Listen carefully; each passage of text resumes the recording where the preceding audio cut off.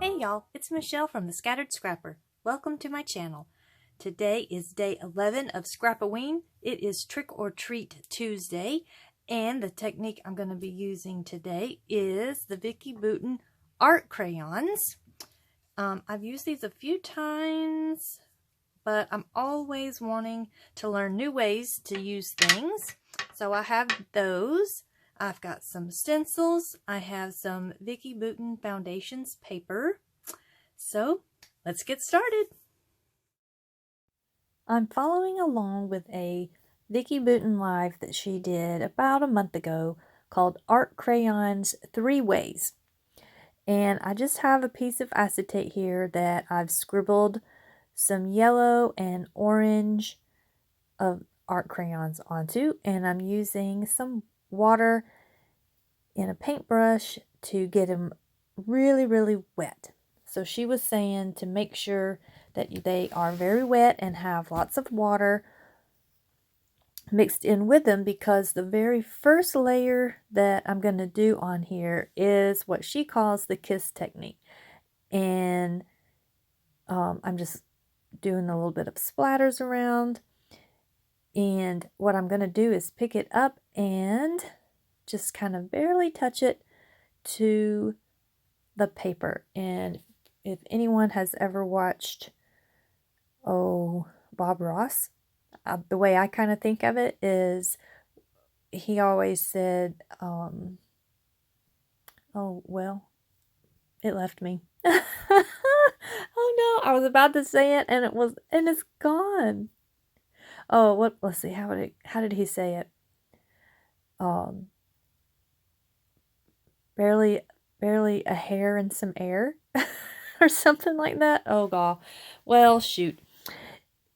But best stay with Vicki Boutin saying, she says the kiss technique, kiss the paper like you're kissing your grandma and not the rock. That's what I should have stayed with, because I can remember that one since I was just watching her video. Oh goodness. So that's what I'm trying to do here, is not be heavy-handed, but just kind of very lightly touch my paper.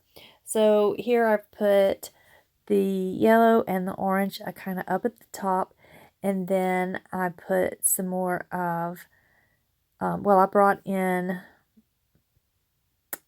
a different shade of orange, so that now I can do the dry technique that she was showing, and that's putting the art crayons through a stencil. Now she has a stencil brush. I don't have one, not yet. I hope to get one, but I don't have a stencil brush yet, so I'm just using a blending foam thing that I think I got these from scrapbook.com.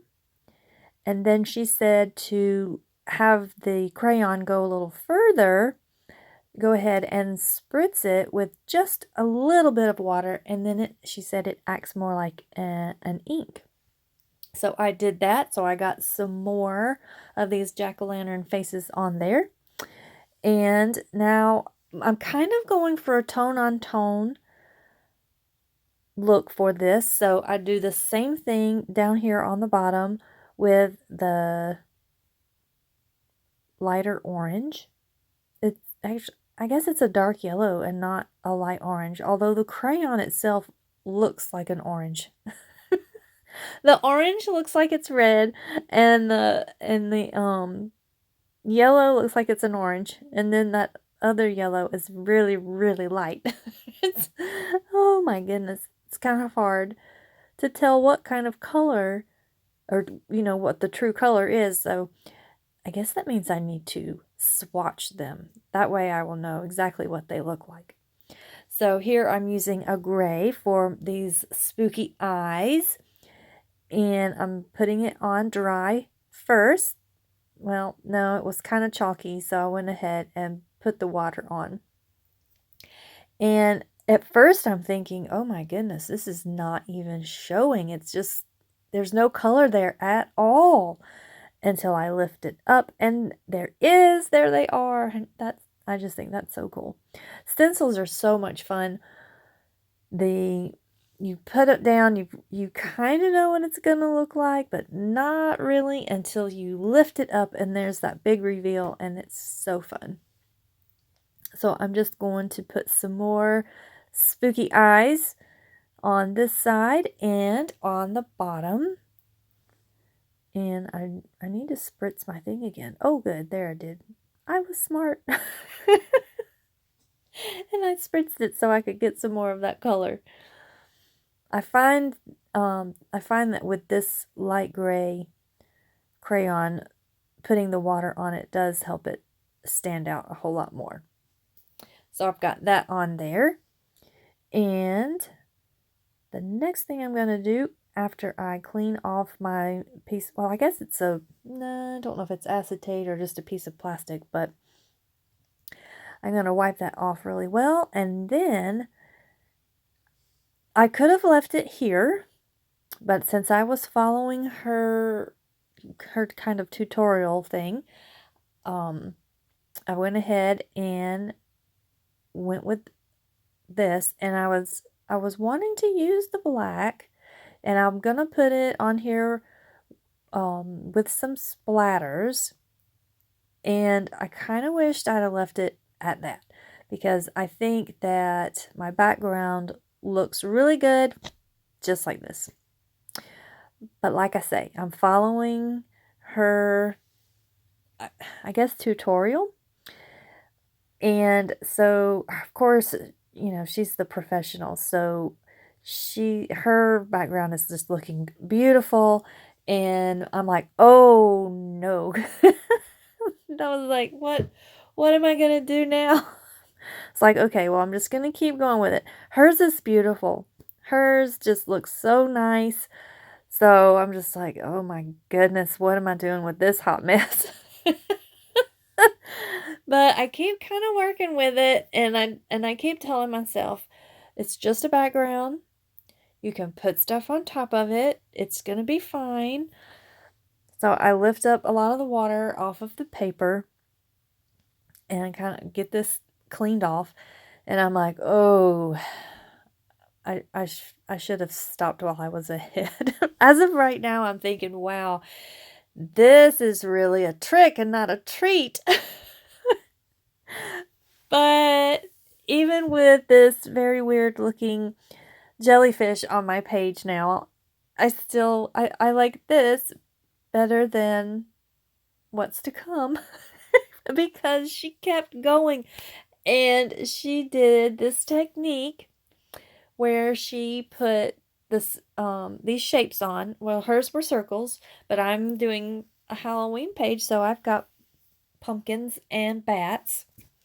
But she put the circles down on her paper, and her background turned out just so beautiful. But like I say, she's the professional. She's been doing it a lot, so I need lots of practice. That's what it is. I just need more practice. But I'm going to just kind of tack down my shapes here. And then she pulled out the jelly plate. Now, I got this on clearance at Hobby Lobby probably a month ago, and this is my very first time using it. So I was really excited when she pulled out the jelly plate, because I was like, oh, I've never used mine, so now I get a chance to. And it is a lot of fun. I definitely want to be doing more jelly plate things. But I only have an 8.5 by 11 one, and not a 12 by 12 one, and hers was a 12 by 12. So when she did hers, she did it all in one fell swoop. And of course, like I've said before, it turned out beautiful. But now I like this technique. I think it's really cool. I don't know that I'm a huge fan of how my background turned out using this technique, but I think I just need to practice with it and play around with it. So since I only have an 8.5 by 11 jelly plate, I have to do my background several times. And y'all, I almost put that down on there, but thankfully at the last second, I'm like, ooh, that's going to overlap. I better put these back on to keep my shapes from disappearing. So I go ahead and put this down to get the other side of my 12 by 12. So I pull that up, and it really is a lot of fun. If y'all don't have a jelly plate and you ever find one on sale or on clearance, I highly recommend getting it, because it really is it's so cool how it works. Like, I have no idea how it works. It's like magic. But I go ahead and load it up one more time so that I can get the bottom, I don't know, quarter of my page. So I get that on there. And then I have this one little bitty square left in the corner that I got to get in the very edge, because I didn't press down hard enough. So I go ahead and do that. And that's the whole page done. But, okay, except for that one little spot right there. So, but I still have a lot of paint on my jelly plate. So I go ahead and grab a piece of cardstock, and I smooth the ink, or not the ink, I smooth the paint back out, and I put this 12 by 12 paper on here just to see what it's going to do. And I pull it off, and look at that. Look how cool that is. I can't wait to use that in some projects. So here is my background. Yeah, okay, so I'm thinking the technique is a treat, but I need more practice. I mean, it's cute, but yeah. We're going to keep going with it, though, because that's what I've got. So I have my picture here of us at Six Flags for Fright Fest. And we're at the front of Six Flags by the fountain, and they dye the water red, and they have this like gargoyle statue that I think at night it lights up, it comes to life, it opens its wings, and I'm not sure. Maybe not. I can't remember now. But I got a picture of us in front of the fountain, and of course, you can't tell it from our pictures, but both my girls were with us. It's just my older daughter was with her fiance, so they kind of were off doing their own thing, so I really didn't get... I have one picture of them as we were walking in from behind. So, but they didn't stick around and take pictures with us at the front. So I didn't get any pictures of them. But that's okay. I know they were there. And I have that one picture of them from behind. So I'm going to go ahead and put down my title. And I've got this big long title. It started out, I was thinking, I'll say, it'll like we're gonna have a howling good time. And then I went looking for howling, but I didn't have howling, but I did find ghostly. So then I'm like, ooh, I could use a ghostly good time. And then I'm like, ooh, I've actually got the letters to spell out it's going to be a good time. I was like, yes, because I mean, it just feels like it's very rare when you have enough vowels to make a big long title. So I was really excited to have all the letters. So my title ended up being It's Going to Be a Ghostly Good Time. And we did. We had a really good time that day. And I found this little die cut from the Echo Park Spooky Collection down in the bottom right that says Ghouls Just Haunt to Have Fun. And then I have this little die cut up here at the top that says The Boo Crew. And I have these kind of glittery little bats that I've put on here. And this glittery jack-o'-lantern with the witch's hat on. And I'm just going to get that glued down and while I didn't pop up my bat up at the top, I am going to pop up this jack-o'-lantern level with my photo. And then I have these brads from Doodlebug. I'm not sure which collection those are from, though. Let's see. It just says Boutique Brads. Ooh, let's see. Does it say on the back? Oh, it just says Trick or Treat. Copyright 2009. Wow. I got them from Peachy Cheap, I think last year or year before. I can't remember. But I'm excited to be using them, and I use a lot on this page. I just go ahead and poke the holes and stick them through. And I'm using some purple stars, the purple glitter stars, and these little round ones that have polka dots and stripes.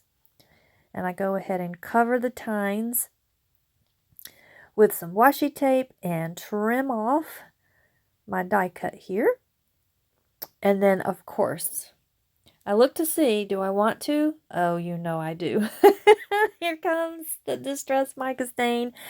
And I'm going to be using Fortune Teller.